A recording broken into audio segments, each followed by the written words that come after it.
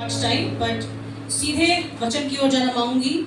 यूहन्ना उसका 12 बाब, जिस घटना की आज हम जिक्र कर रहे हैं, जिस घटना के विषय में आज हम बात कर रहे हैं, वो आपको इस यूहन्ना उसका 12 बाब उसकी 12वीं आयत से मिलेगी। ऐसे तो चारों गॉस्पेल्स में दिया हुआ है, but I want to pick up this one, और जिसको मिल जाए वो जोर से पढ़े 12 से 19। दूसरे दिन बहुत से लोगों ने जो पर्व में आए थे यह सुना कि यीशु यरूशलेम में आ रहा है, इसलिए उन्होंने खजूर की डालियां ली और उससे भेंट करने को निकले और पुकारने लगे, होशाना, धन्य इज़राइल का राजा जो प्रभु के नाम से आता है। यहाँ पर जिक्र है एक विजय प्रवेश का, जिसकी हम चर्चा कर रहे हैं, और यीशु मसीह को एक गधी के बच्चे का प्रयोजन था। उसने अपने चेलों को भेजा, इससे पहले आपने पढ़ा है अलग गॉस्पेल में, यीशु मसीह ने अपने चेलों को भेजा कि एक गधी का बच्चा, लादू का बच्चा लेके आए, और यीशु मसीह जो है वो यरूशलेम में अब प्रवेश कर रहा है। और जैसे जैसे हम इस सीजन में आगे बढ़ते जाते हैं, इस बात को जानते हैं कि विजय प्रवेश के बाद ही यीशु मसीह के ट्रायल्स एंड शुरू हो जाते हैं कंटिन्यूसली। और यीशु मसीह को पता है कि वो जैसे ही यहाँ से एंट्री कर रहा है, उसके बाद चीजें उसके लिए अच्छी नहीं होंगी। और I want to bring 4 things into your knowledge today। आज मैं आपके 4 एलिमेंट्स जो इस एंट्री से एंट्री में दिखाई देते हैं, उनकी तरफ आपका ध्यान ले जाना मांगूंगी। पहली चीज है कि यीशु मसीह का विजय प्रवेश खजूर की डालियों के साथ किया गया, है ना। लोगों ने खजूर की डालियां तोड़ी और होसन्ना के नारे लगाए, और बहुत से कपड़े बिछाए लोगों ने। लोग आगे चल रहे थे, यीशु मसीह के आगे कपड़े बिछा रहे थे, और यीशु मसीह गधे पे सवार होके चला जा रहा था। और उस गधे के विषय में, और सबसे आखिरी बात और सबसे प्राइम बात जिस पर आज मैं बात करूंगी, वो भीड़ जो यीशु मसीह को आज तो कह रही है होसन्ना, दाऊद के राजा की होसन्ना। थोड़ी देर बाद यही भीड़ जो है वो यीशु मसीह को बिल्कुल अलग तरीके से पहचानने लगेगी। पहली चीज, अगर मैं इस बात को आपके बीच में रखूं, तो हम सब इस बात को जानते हैं क्योंकि it is an arid region, और वहां बहुत से पाम ट्रीज होते हैं, और इसलिए पाम लीव्स तोड़ी गई जो सबसे ज्यादा अवेलेबल थी। और ये जब कोई भी वॉर से लौटता था, ये पुरानी सदी से, बहुत टाइम से ऐसी प्रथाएं चली आ रही थी, जब राजा किसी लड़ाई से लौटता था तो उसको वेलकम करने के लिए, उसको एक तरीके से ऑनर करने के लिए, आप दाऊद के विषय में पढ़ेंगे, आप सुलेमान के विषय में पढ़ेंगे, हिस्ट्री में भी इस बात को बताया गया है कि जब कोई भी राजा जीत के लड़ाई आता था तो इस प्रकार से नारों के साथ शहर में वो प्रवेश करता था। और ये जो भीड़ है जो यीशु मसीह के साथ साथ चल रही है, इस भीड़ के साथ यीशु मसीह ने बहुत सा काम किया है 3.5 साल में। यीशु मसीह को बहुत नजदीक से लोगों ने देखा है, यीशु मसीह के साथ चले हैं, उसकी शिक्षाओं को सीखा है। और ना सिर्फ शिक्षाओं की बात नहीं है, लोग इस वजह से साथ में नहीं चल रहे हैं क्योंकि उन्होंने शिक्षाओं को सीखा है, बट लोग इस वजह से ज्यादा साथ में चल रहे हैं क्योंकि इसने बहुत से चिन्ह और चमत्कार भी इसके साथ किए हैं। अगर आप इसी पोर्शन के ऊपर वाला पोर्शन पढ़ेंगे तो आपको अलग से दिखाई देगा, एक हेडिंग दी गई है, लाजर के विरुद्ध षड्यंत्र। और आप जब इसको पढ़ेंगे तो यहाँ लिखा हुआ है, जब यहूदियों की बड़ी भीड़ जान गई कि वो वहां है, तो वो न केवल यीशु के कारण आए, परंतु इसलिए कि वो लाजर को देखें। लाजर क्यों देखें? क्योंकि लाजर को यीशु मसीह ने अभी जिलाया है। दैट मीन्स हम जो ये विजय प्रवेश की बात कर रहे हैं कि विजय प्रवेश से पहले का ही सिनारियो है। हो सकता है एक दिन पहले यीशु मसीह ने लाजर को जिलाया हो, या हो सकता है एक हफ्ते, उसी हफ्ते की बात हो रही है, क्योंकि जहां से पैसेज शुरू हो रहा है विजय प्रवेश का, वहां लिखा हुआ है दूसरे दिन। जो स्टार्टिंग पैसेज है, दूसरे दिन बहुत से लोगों ने जो पर्व में आए थे। इसका मतलब तुरंत उसी के बाद की ये घटना है, और सब इस बात को जानते थे कि यीशु मसीह ने जो है बहुत आयत से चमत्कार किए हैं, चिन्ह किए हैं, लोगों को जिलाया है, अंधों को आंखें दी हैं, लंगड़ों को पैर दिए हैं, और दे हैड डिफरेंट रीजंस। चेले थे तो वो सीख के साथ चल रहे थे, पर भीड़ की बात अगर की जाए तो बहुत सी भीड़ तो सिर्फ इसीलिए थी कि उसके साथ साथ लाजर को देखने पाए जिसको उसने जिलाया है। और लिखा हुआ है, तब प्रधान याजकों ने लाजर को भी मार डालने का षड्यंत्र रचा, क्योंकि उनके कारण बहुत से यहूदी चले गए और यीशु पर विश्वास किया। यहूदी किस वजह से आ रहे हैं यीशु के पीछे? क्योंकि उसने लाजर को जिला दिया है। अब उन्हें शायद इस बात को समझ में आ रहा है कि ये शायद वही मसीहा है जिसका भविष्यवक्ताओं ने जिक्र किया था कि एक मसीहा आएगा जो तुम्हें उद्धार देगा। शायद ये वही मसीहा है। उसी थॉट को माइंड में रखते हुए जो लोग हैं वो यीशु मसीह को यहाँ पे वेलकम कर रहे हैं, और डालियां बिछा रहे हैं, कपड़े बिछा रहे हैं। कपड़े symbolises that we are giving reverence to God. खुदा को ऑनर कर रहे हैं, रिस्पेक्ट कर रहे हैं, वो खुदा के तरीके पे ऑनर रिस्पेक्ट नहीं कर रहे हैं। इस बात को आप समझिएगा, वो इंसानी जामे में राजा को वेलकम कर रहे हैं। बिकॉज उनका जो थॉट प्रोसेस है वो ये है कि ये हमारा पृथ्वी का राज्य, उस समय वहां पे रोमी साम्राज्य था, और रोमी साम्राज्य विषय में अगर आप पढ़ेंगे तो बहुत ही कट्टर साम्राज्य था, बहुत ही डिफिकल्ट पनिशमेंट्स मिलती थी, बहुत सी, और तुरंत पनिशमेंट डिक्लेयर होती थी। किसी ने कुछ किया तो क्रूस की मृत्यु दी गई, किसी ने कुछ किया तो तलवार से गर्दन काट दी गई। So it was too quick, right. और कहीं ना कहीं लोगों के मन में ये बात थी कि शायद ये वो मसीहा है जो हमें रोमी साम्राज्य की टायरनी से छुड़ा सके। That was there thought process. उन्हें अभी बात समझ में नहीं आई थी पूरी तरीके से कि ये ही is talking beyond the world. वो आत्मिक रीति से, रूहानी रीति से, वो सिर्फ इस पृथ्वी की जमीन की बात नहीं कर रहा है, पर वो आत्मिक राजा, वो रूहानी राजा, वो आसमानी राजा होने की बात कर रहा है। और जैसे जैसे भीड़ साथ साथ चल रही है, वो तो यही सोच के आगे बढ़ रही है कि यही राजा है जो हमें रोमी साम्राज्य की कट्टरपंथी नीतियों से जो है वो मुझे और आपको छुड़ाएगा। गधे के विषय में अगर हम देखें, सो गधा इज अनदर एलिमेंट। गधा और गधी का बच्चा, आज मैं सुबह संडे स्कूल में इस बात को शेयर कर रही थी कि गधी का बच्चा, ये किसी भी जानवर का बच्चा अपने उस पेरेंट के साथ ही रहता है ज्यादातर, या फिर जो मालिक है उसी का हुक्म सुनता है। कोई भी जानवर, अगर आपने जानवर पाले हैं, तो अगर कोई भी स्ट्रेंजर आता है तो कभी भी जानवर जो है वो उसकी तरफ अट्रैक्ट इन द सेंस कि वो उसको वेलकम बहुत आसानी से नहीं करता है। ही इज ऑलवेज क्यूरियस कि ये क्यों आया है, कैसे आया है, नुकसान पहुंचाने तो नहीं आया है, क्या है। बट अगर मैं गधी के बच्चे के विषय में यहाँ बात करूं तो वो चुपचाप गधी का बच्चा यीशु मसीह के पास लाया गया और यीशु मसीह उस पे बैठ गया।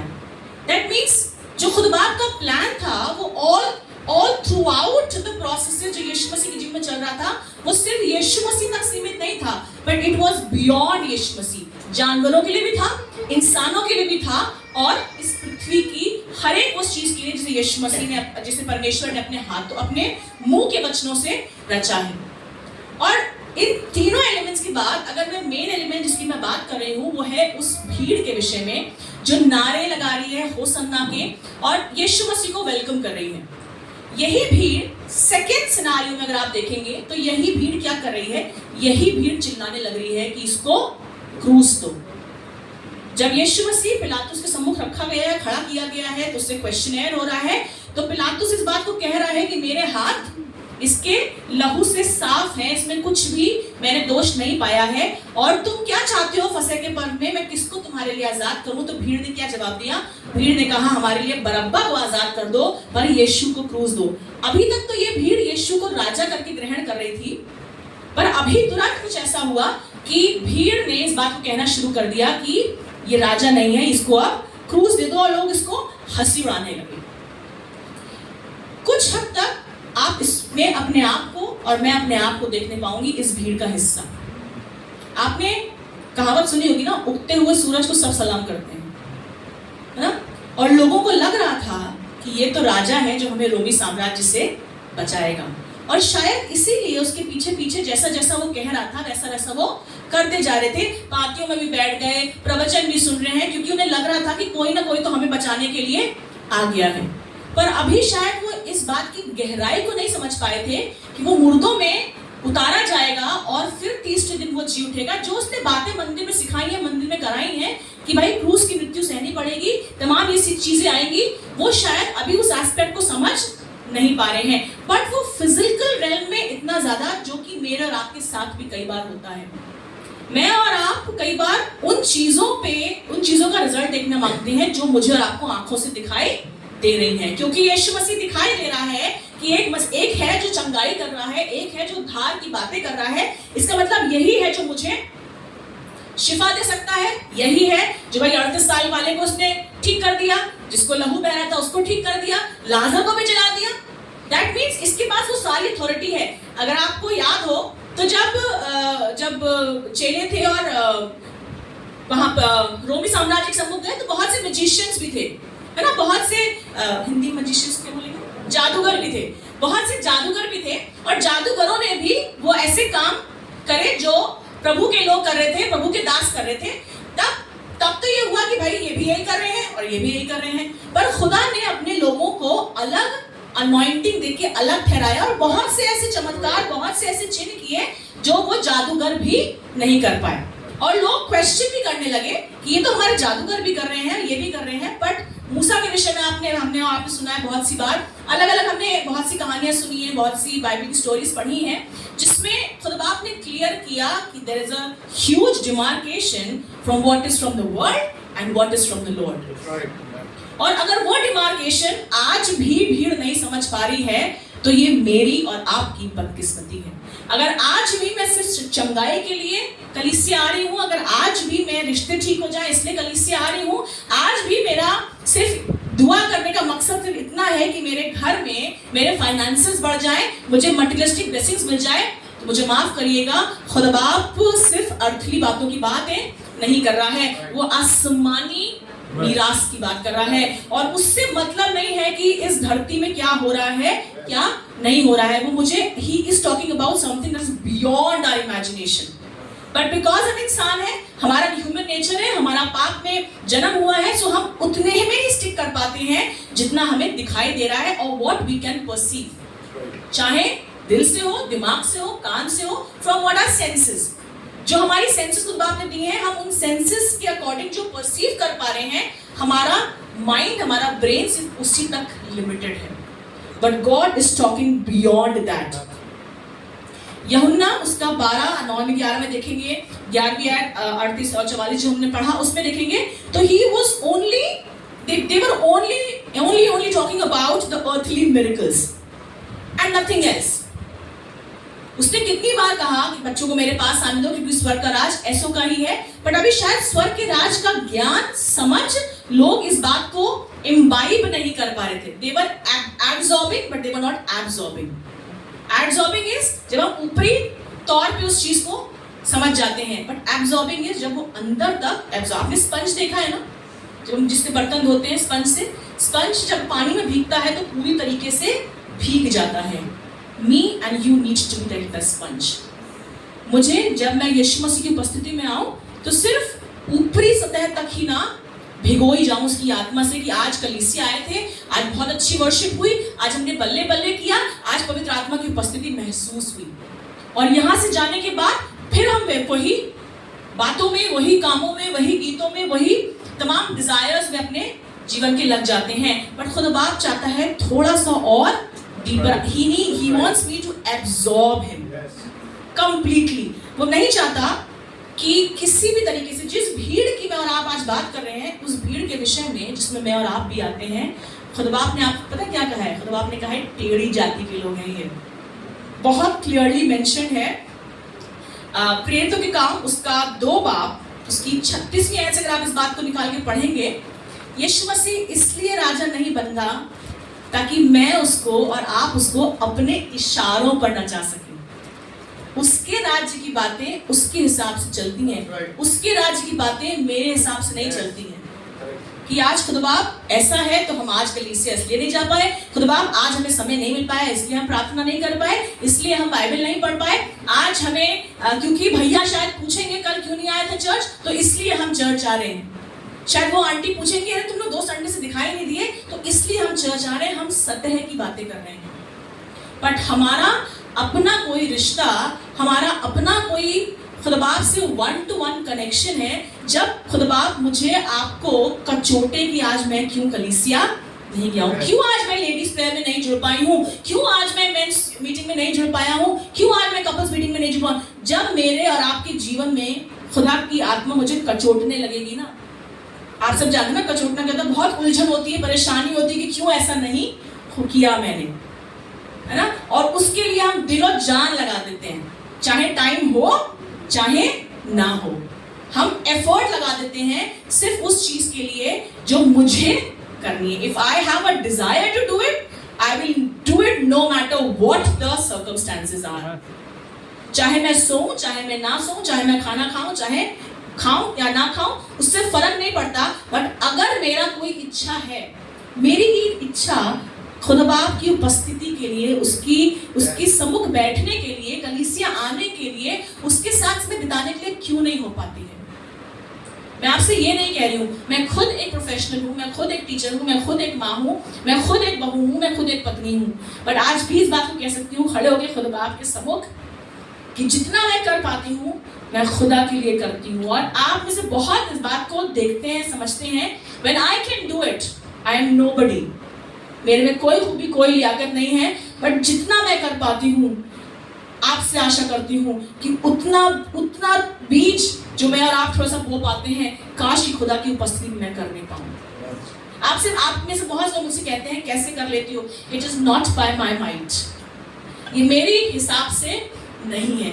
मुझसे बार बार कहा जाता है तुम बहुत स्ट्रेच करती हो अपने आप को, क्योंकि खुदा ने बचा के यहाँ खड़ा किया है। आज इस बात को बोल सकती हूँ कि जिस खुदा ने खड़ा किया है, अगर उस खुदा के लिए गिर भी जाऊंगी तो बड़ी बात नहीं है। आज सिर्फ इस बात से आपको उभारना मांगती हूँ कि he is calling us that crowd which has got different intentions. प्रेरितों के काम उसका 2 बाब उसकी 36वीं से 41वीं अगर आप पढ़ेंगे। अतः अब इज़राइल का सारा घराना निश्चित रूप से जान ले कि परमेश्वर ने उसे यीशु को, जिसे तुमने क्रूस पर चढ़ाया, प्रभु भी ठहराया और मसीह भी। तुम सुनने वालों के हृदय छिद गए और वे पतरस और शेष प्रेरितों से पूछने लगे, हे भाइयों, हम क्या करें? पतरस ने उनसे कहा, मन फिराओ और तुम में से हर एक अपने अपने पापों की क्षमा के लिए यीशु मसीह के नाम से बपतिस्मा ले, तो तुम पवित्र आत्मा का दान पाओगे। 40वीं आयत में उसने बहुत और बातों से भी गवाही दे देकर समझाया कि अपने आप को इस टेढ़ी जाति से बचाओ। तो आपने बहुत क्लियरली मेंशन किया है कि ये लोग कौन है? ये लोग वो टेढ़ी जाती हैं जिनको कितना भी सीधा मार्ग बता दो, जिनको कितनी बार भी मना कर दो कि ये नहीं करना है, ये फल नहीं खाना है, जाएंगे उसी फल के पास घूम फिर के। खुदा ने इतने फल लगाए हैं पर खाना मुझे वही फल है जिसको एक को मना किया है। एक छोटा बच्चा होता है ना, जिसको आप मना करेंगे नहीं ये नहीं करना, तो वो वही करता है, क्योंकि मेरे अंदर आपके अंदर ढिठाई है। खुदा ने पूरे राज्य की बातें मेरे और आपके लिए खोल के रख दी हैं, पर फिर भी क्योंकि मेरे अंदर ढिठाई है, मेरे अंदर अभी वो मसीह का आत्मा इस तरीके से एब्जॉर्ब नहीं हो पाया है, आज भी मैं उसी ढिठाई में जीवन जी रही हूँ और कल भी जीती रहूंगी। कितने पाम संडे निकल जाएंगे, कितना गुड फ्राइडे निकल जाएगा, यीशु मसीह की आमद का समय आ गया है, कितने और मुझे नहीं पता मैं और आप गुड फ्राइडे और पाम संडे देखने पाएंगे, पर आज भी कहीं ना कहीं मैं अपने आप को, आप अपने आप को अगर आंकें तो हम इस टेढ़ी जाति का हिस्सा हैं। And Jesus will never be a part of our foolishness. He is the king, he was the king and he will remain the king, but not at the cost of our foolishness.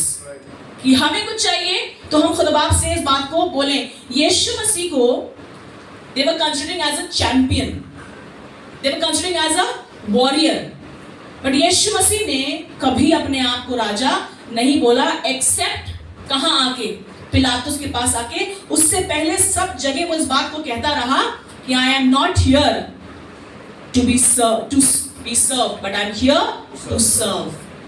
मैं सेवा कराने नहीं आया हूँ, but मैं सेवा करने आया हूँ। बार बार उसने इस बात को बोला है। और अभी भी लोग जो हैं, अभी भी मैं और आप जो हैं, उसको ऑल्टर के सामने वहाँ बाइबल रख के, वहाँ कैंडल जला के, वहाँ क्रॉस रख के अभी भी कह रहे भाई यीशु मसीह जो राजा है वो वहीं बैठा हुआ है। He doesn't want to sit there. वो नहीं चाहता कि वो वहां बैठे, वो चाहता है कि वो तुम्हारे साथ आके संगति करे, जैसे तुम अपने बाप के साथ करते हो, अपने बेटे के साथ करते हो, अपनी पत्नी के साथ करते हो। उसने मुझे और आपको पत्नी बोला है।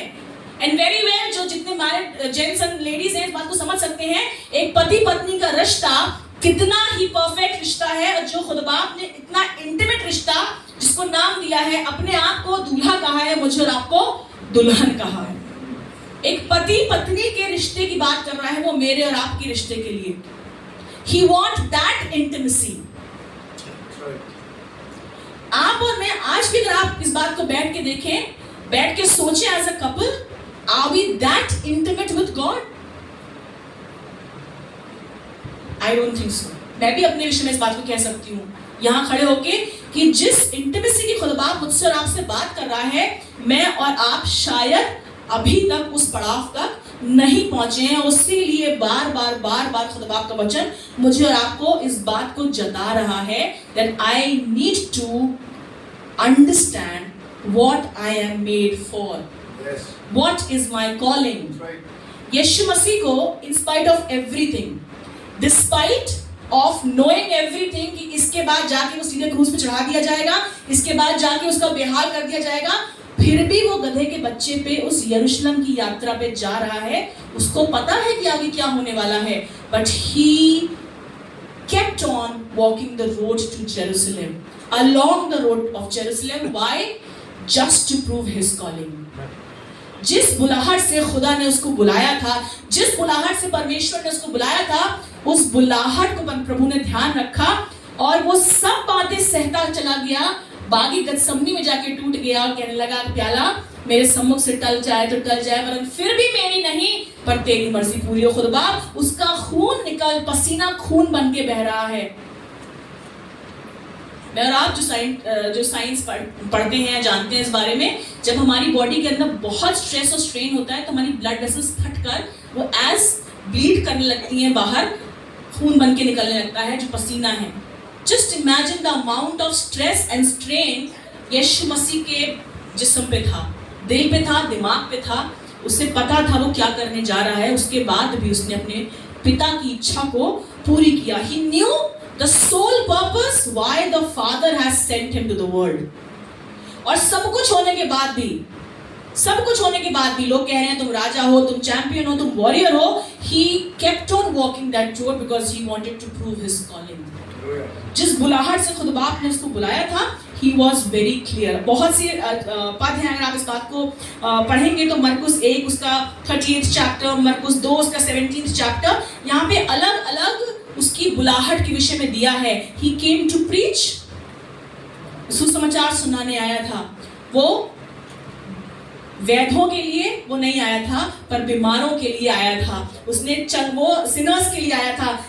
मत्ती 5:17 में लिखा है, वो पुराने नियम को, पुराने अहदनामे को लोप करने नहीं आया था, पर उसको पूरा करने आया था। नंबर ऑफ थिंग्स आप देखेंगे तो लूका उसका 19:10, मरकुस 10:45, मत्ती 20:28, सब में बहुत लिखा हुआ है clearly that he was very clear in his head about his calling.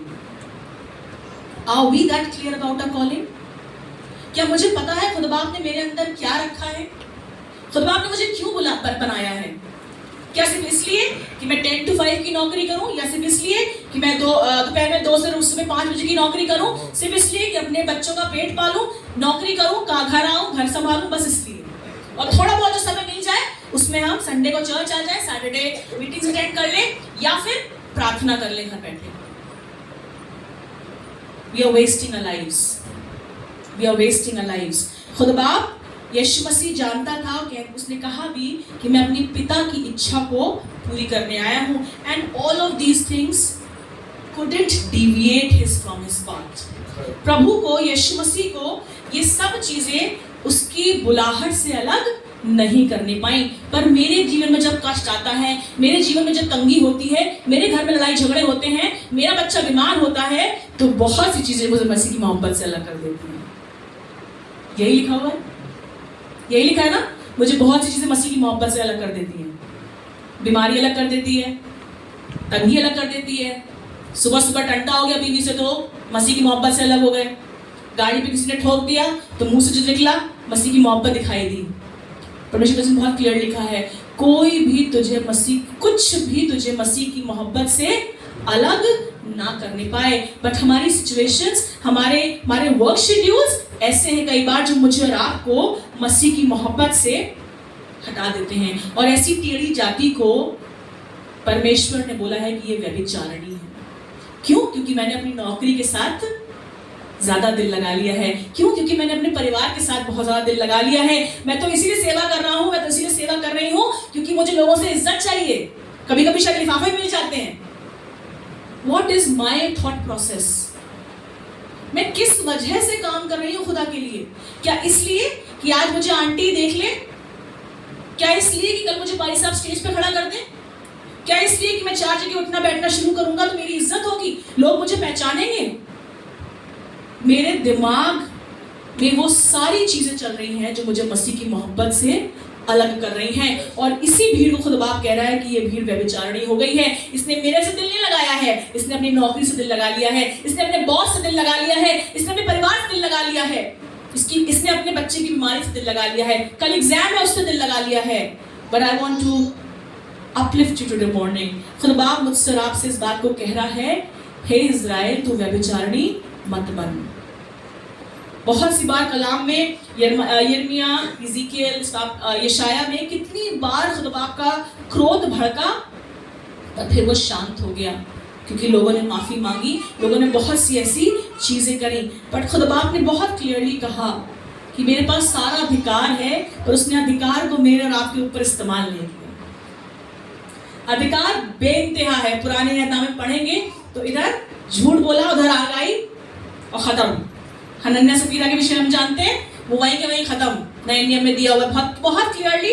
आप पुराने एहदाम को उठा लें, नए एहदाम को उठा लें, खुदा बाप का पनिशमेंट जब आता है, खुदा बाप जब मुझसे और आपसे पलटा लेने आता है, तो बहुत क्लियरली उसका एक एट्रीब्यूट है, लिखा हुआ है, वो जलन रखने वाला परमेश्वर है। वो नहीं चाहता कि वो मोहब्बत जो उसने मुझसे और आपसे करी है, तुम अपनी पत्नी या अपने पति से करो, तुम अपने बच्चों से करो, तुम अपनी नौकरी से करो, बिकॉज उसने मेरे और आपके लिए दाम चुकाया है। तुम्हारी नौकरी तुम्हारे लिए दाम नहीं चुकाया है। तुम्हें जिंदगी देने के लिए अगर आज मैं यहाँ खड़ी हूँ, आप यहाँ बैठे हैं, तो इसलिए क्योंकि किसी ने मेरे और आपके लिए दाम चुकाया है। जो मेरी और आपकी नौकरी ने नहीं किया है, जो मेरी आपकी डिग्री ने नहीं किया है, जो मेरे माँ बाप के पैसे ने नहीं किया है, जो मेरी कार ने नहीं किया है, जो मेरी घर की बीमारी मेरे बच्चों ने नहीं किया है, पर एक ने, जिसको ये पता था कि आगे आने वाली जनरेशन जिनको अभी यीशु का नाम पता तक नहीं है, उसके लिए भी उसने दाम चुका दिया है। उसने आदि से था और अंत तक है, और अब जितने भी पैदा होंगे उन सब का दाम वो चुका चुका है। मुझे और आपको दाम चुकाने की जरूरत नहीं है। पर कहीं ना कहीं क्या मैं व्यभिचारिणी हो गई हूँ? क्या मैंने उसको त्याग दिया है? क्या मैंने किसी और की तरफ देखना शुरू कर दिया है? क्या मैंने अपने पैसे की तरफ रुख करना शुरू कर दिया है? हे भीड़, आज मैं और आप कहाँ खड़े हुए हैं? Where am I standing? क्या मैं उसी भीड़ की तरह हूँ जो अभी अभी राजा चिल्ला रही थी और अभी अभी कहने लगी क्रूस दो? Have you lost your mind? कभी कभी खुद बाप भी ऊपर से देखता हुआ, have you lost your mind? अभी तो तुम कुछ और कह रहे थे और अभी तुम कुछ और कहने लगे। घड़ी मिनटों की बात है। और ये मेरे साथ कब होता है पता है? यीशु मसीह को सब कुछ पता था। यीशु मसीह को उन्होंने अप्रिशिएट किया तो भी खुद बाप ने अपना काम किया। यीशु मसीह को डेप्रिशिएट किया गया तब भी यीशु मसीह ने अपना काम किया। ही वॉज वेरी क्लियर, तुम अप्रिशिएट करो ना करो, तुम अच्छी बातें बोलो तुम ना बोलो, तुम अगर अच्छी स्त्री हो तो भी आ सकती हो, बच्चे हो तो भी आ सकते हो, जो उनको कुछ नहीं पता, जो अगर टैग कलेक्टर हो जकरी तुम भी आ सकते हो। उसके लिए उसके घर के लिए दरवाजे किसी के लिए बंद नहीं है। बट कई बार ये मेरे और आपके साथ होता है। जब मुझे अप्रिसिएशन मिलता है तो मेरा ढक्कन खुल जाता है ना। कुकर की सीटी बहुत तेज से बजती है और सारी स्टीम बाहर आ जाती है। जितनी अभी तक अनॉइंटिंग थी, अगर कुछ भाई साहब ने कुछ अच्छा बोल दिया, किसी ने अप्रिशिएट कर दिया, बहुत हो गया, तो हम एकदम से फूल नहीं समाते हैं और उसके बाद दूसरों को डिग्रेड करना शुरू कर देते हैं। अबे तुम बताओगे हमें, तुम बताओगे, कल के लौंडे हो तुम बताओगे हमें, ऐसे ही बोलते हैं ना कई बार। मैं देसी लैंग्वेज यूज करी, आई एम सॉरी, बट खुद बाप मुझे और आपको बहुत क्लियरली इस बात को दिखा रहा है। In spite of appreciation, despite of depreciation, he was very clear of his calling. अगर आप निकाल के पढ़ेंगे प्रेरितों का काम उसका 14 बाब, यहाँ पे कुछ जिक्र है कुछ प्रेरितों का,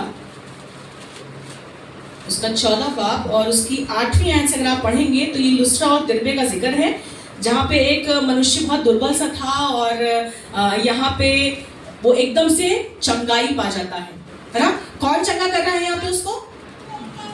कौन चंगा कर रहा है यहाँ पे? यीशु मसीह चंगा कर रहा है। पौलुस यहाँ पे उसको खड़ा कर रहा है और चंगाई दे रहा है। और उसके बाद लोगों ने एकदम से पौलुस को हाइप कर दिया, अरे पौलुस भाई यही आदमी है, पकड़ लो इसको, he is the hero, champion, warrior.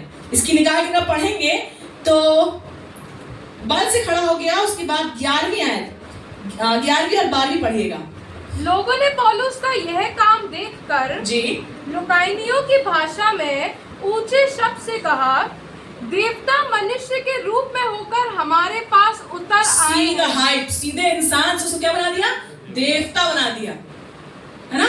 हमारे देश में कई बार ये चीजें होती हैं, यहाँ से उठा के यहाँ रख दिया और फिर घूम रहे चारों तरफ, बन गया भैया देवता, है ना।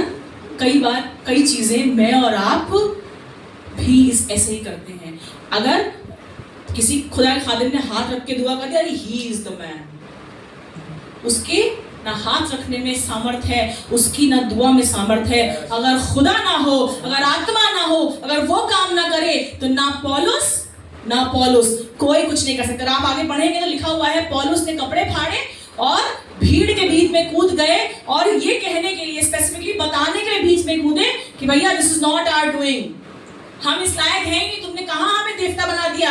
एक इकलौता परमेश्वर है जिसने पृथ्वी को रचा है, और एक यीशु मसीह है जिसने मेरे आपके लिए जान दी है। वो त्रिएक परमेश्वर का एक हिस्सा है, और आज उसने पवित्र आत्मा दी है कि वही काम जो यीशु मसीह ने किया है वो मेरे और आपके बीच में होने वाला हो सके। I am nobody. कोई भी इंसान अगर आप अप्रिसिएशन लेगा यीशु मसीह का, तो उसको वो जलन रखने वाला परमेश्वर है, याद रखिएगा। Nothing should allow anything to come between me and my Jesus। क्या आप वर्शिप लीडर इसीलिए हैं कि भाई सागर वर्शिप कराता है तो भैया बड़ा मजा आता है, जॉय भैया वर्शिप कराते हैं तो बड़ा मजा आता है, 4 लोग अप्रिशिएट कर रहे हैं, हम फूल के कुप्पा हो गए कतई। मैं सर बताऊं, अगर ऐसी कभी फीलिंग आएगी भी ना दिल में, अगले संडे ही कुछ ऐसा हो जाता है कि तुरंत टिप पता चल जाती है, अपने आप को ही समझ में आ जाता है भैया आज गाना गड़बड़ उठा है, क्योंकि हाँ एक्चुअली हवा निकल जाती है, फुस्सी हो जाती है। अभी तक तो बिल्कुल चौड़े बहुत बढ़िया वर्शिप रहा ये, वो बहुत मजा आया, और अगले दिन ही ऐसी कॉर्ड से गाना उठा कि सब मट्टी पल्ली हो गया। खुद बाप की मोहब्बत से मुझे ना मेरा अप्रिसिएशन ना मेरा डिप्रिसिएशन मुझे अलग करने पाए, क्योंकि ऐसे लोगों को खुद बाप कहता है हिपोक्राइट्स, जो सड़क पे चौक पे खड़े होकर जोर जोर से दुआएं कर रहे हैं, लंबी लंबी दुआएं कर रहे हैं, उसको परमेश्वर पसंद नहीं करता है। और खुदा इस वचन लिखा हुआ है परमेश्वर के वचन में कि they are more in want of the human praises. यूहन्ना उसका 12 बाब और उसकी 43rd आयत में लिखा हुआ है, they loved human praises more than the praise of God. आज मैं और आप जो है वो लोगों की ओर शक्ल देख रहे हैं कि अगर ये कुछ कह देंगे तो भैया दिन बन जाएगा, अगर वो कुछ कह देंगी तो अच्छा लगेगा। बट मैं और आप कई बार भूल जाते हैं कि परमेश्वर मेरे और आपके विषय में क्या सोचता है। मेरा सोचना will never help you out. अगर आपको लग रहा है कि किसी तरीके से पादरी को बना ले, पादरी को अच्छा अपने आप को प्रोजेक्ट कर ले, किसी इंसान को, किसी चर्च के अंकल को, किसी चर्च की आंटी को, this is not going to take you for a long time.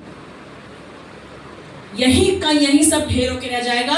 पर अगर किसी के विषय में आपको लग रहा है कि किसी की नजरों में मैं अच्छा बन जाऊं, तो वो सिर्फ और सिर्फ खुदा की नजरों में मैं अच्छा बन जाऊं। मेरा कोई और मेरा माइंडसेट होना ही नहीं चाहिए, है ना। कई बार मेरे आपके ह्यूमन इमोशंस आ जाते हैं, वो भीड़ चल रही है वो ह्यूमन इमोशंस की वजह से कि आज कुछ अच्छा मिल रहा है इसलिए हम यीशु मसीह को राजा ग्रहण कर रहे हैं। पर जब गुस्सा हो जाते हैं तो यीशु मसीह को छोड़ देते हैं, आज चर्च ही नहीं आएंगे, खुदा ने ठीक ही नहीं किया, हमारे घर के झगड़े ठीक ही नहीं हुए, क्यों आए हम, और दरिद्रता हो गई हमारे में, क्यों आए हम अपने आप को कई बार चेक नहीं करते हैं। But start playing blame game, क्योंकि हमें राशन की लिस्ट यीशु मसीह से पूरी करवानी है। खुदा ये कर दे, ये कर दे, ये कर दे, ये कर दे, इस महीने का हो गया, अगले महीने चलिए खुदा ये कर दे, ये कर दे, ये कर दे, ये कर दे।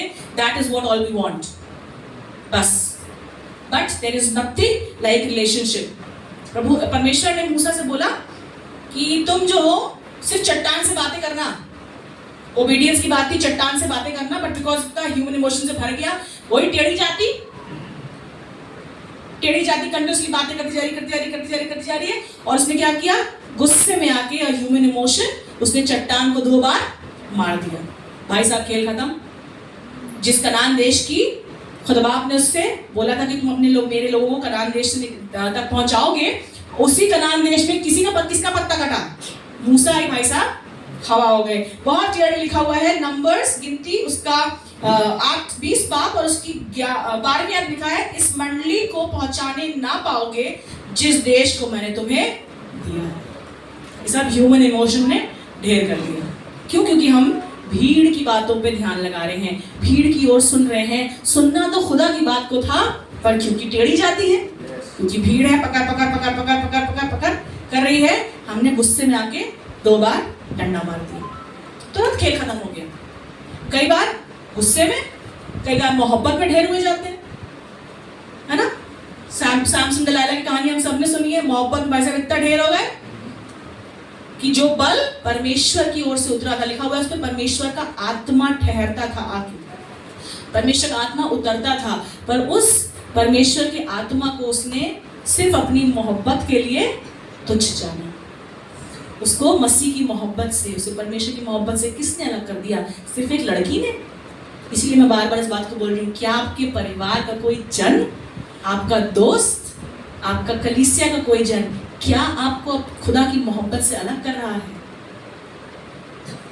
आज अपने आप को चेक करिएगा इस बात को कि खुदा ने जिस बात को बोला है, जो कॉलिंग मेरे जीवन में ठहराई है, क्या आपने सबको पता है कि आपकी कॉलिंग क्या है? कि अभी हम बहुत से बार क्लियर ही नहीं है कि कॉलिंग है क्या, बुलाहट है क्या, किस लिए बुलाए गए हैं हम? इसलिए कि every Sunday we have to come to the church, attendance लगनी है हर संडे चर्च में। क्या सिर्फ मेरा और आपका चर्च आने का मकसद यही है कि भाई मेंबरशिप मिल जाए चर्च की, जब मरेंगे तो मिट्टी मिल जाए, बच्चा स्कूल जाएगा तो बैप्टिज्म सर्टिफिकेट मिल जाए, या शादी हो जाए? ये 4 मेन चीजें हैं, 3-4 चीजें, जिसमें अगर मैं और आप सिर्फ यहीं तक सीमित हैं, तो आई एम सॉरी टू से this is not going to take you where Jesus has promised us to take you.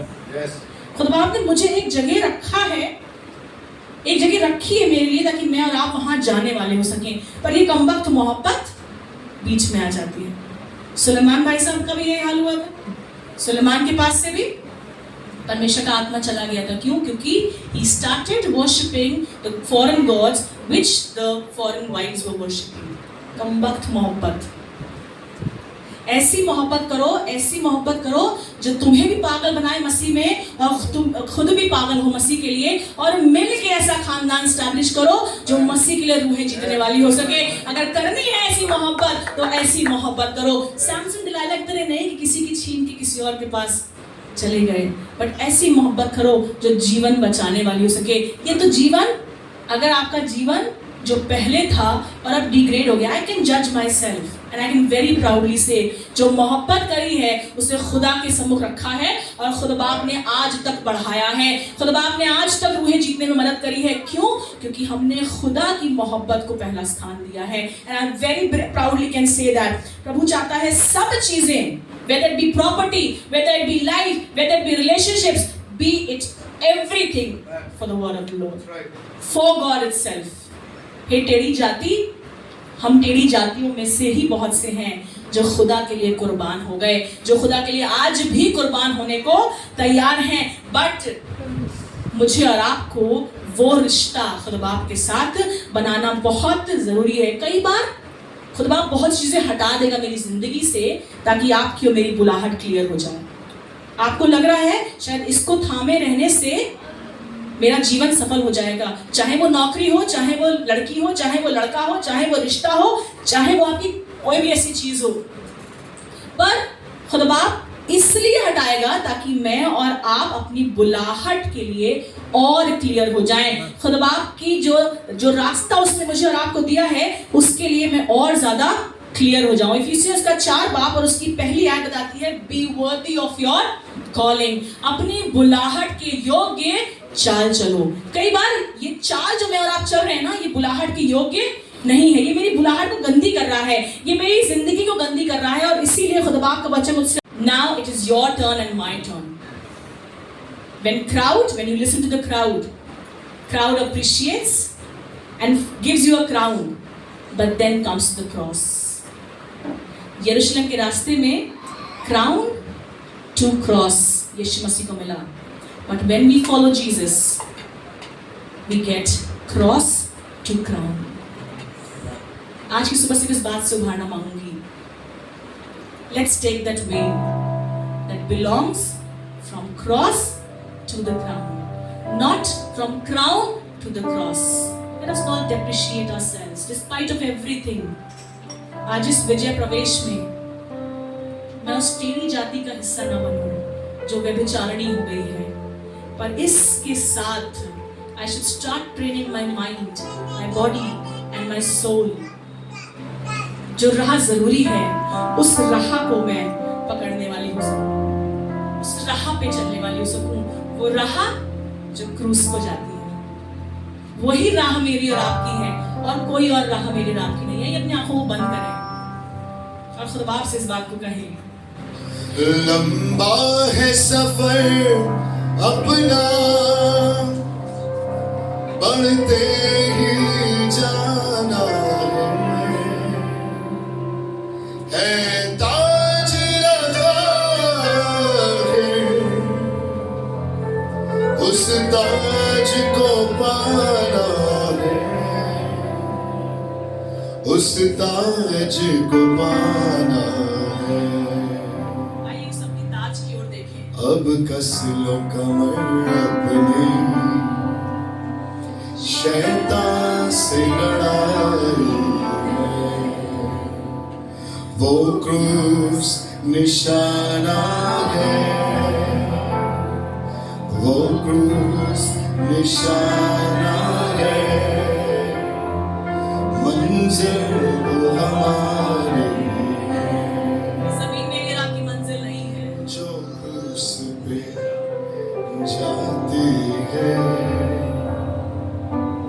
वो राह हमारी है। आइए मिलके इस बात को कहें। जो क्रूस पे जाती है, वो राह हमारी है,